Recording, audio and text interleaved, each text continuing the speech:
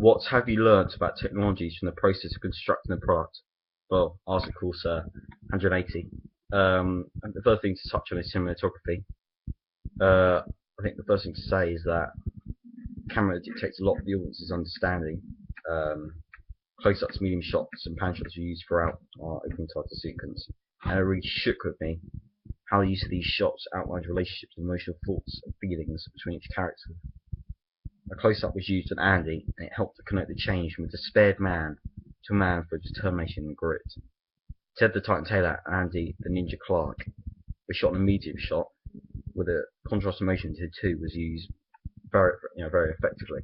So here I've outlined two examples of where I think cinematography is really shone out for me, because these shots, cinematography is a big thing in anything. If you don't have cinematography, you have a desired effect.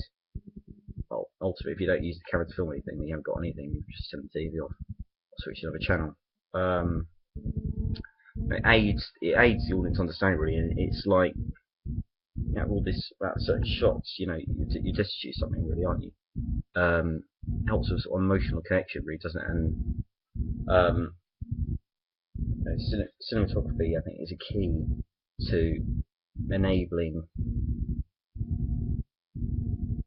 something to thrive, like 180 to thrive in our case.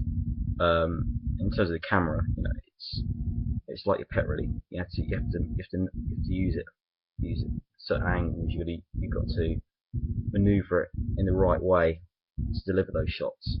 I think as someone who's learning about the technologies, this has really helped. Well, when I constructed the product, I have to say. Moving on, for another category to touch on is probably sounds. We use things like synchronous sounds and diegetic sound, like the darts went in, or the buzz from the background music.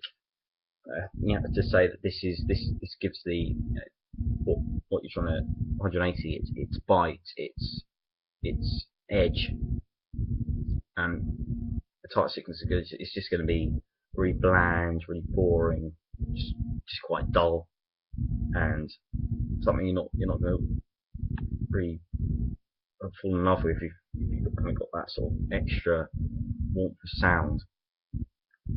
Because if you just we put this into Final Cut, and it asked us, I was bored. But then we put the clapping, the audience celebrations. We put the walk-up music on. Straight away, I was smiling with delight. But, yeah, it's great. And then it's also, like I said, the shots they deliver emotions, and like this they walk in hand. But this is probably a very special ingredient in that respect, because this if someone's happy, happy music. Andy misses a sort of crucial shot. It's in the back, and you hear the not quite like I did it, but you got that, and that mirrors what's going on the screen. So that's probably what I've learned about sound, is that it's an integral part, really, isn't it? Because what's going on the screen, it needs that support, it needs that sort of conviction that this is what's happening, and the sound basically that's that extra piece of the puzzle in that respect. So sound is, I probably would say it's the unsung hero, but I think a lot of people might go, I think this will be good. It's the sound of it. Okay, not in everything you need the sound, but I think enough that this sort of tells us how it's really important.